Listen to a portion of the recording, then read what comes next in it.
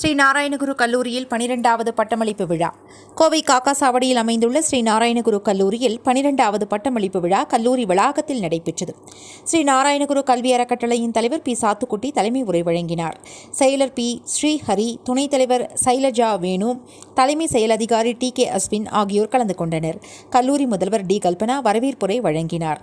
சிறப்பு விருந்தினராக தமிழ்நாடு அரசு பணியாளர் தேர்வாணையத்தின் மாண்புமிகு உறுப்பினர் ஆர். பிரேம்குமார் கலந்து கொண்டார்.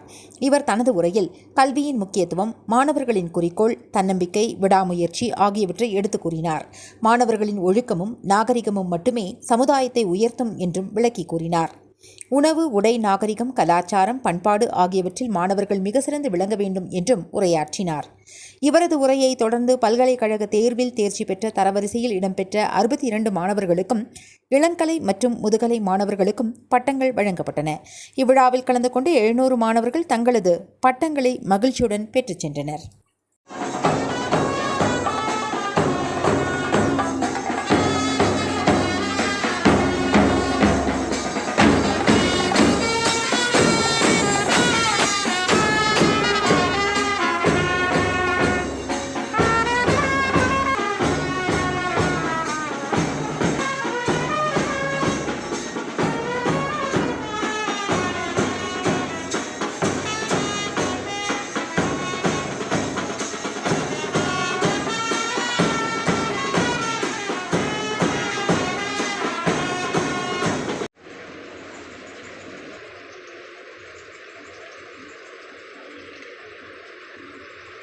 Diana B.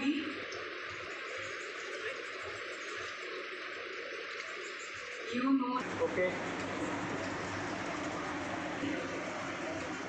Subject. Okay. Reshmi Okay. PR. Okay. Ready?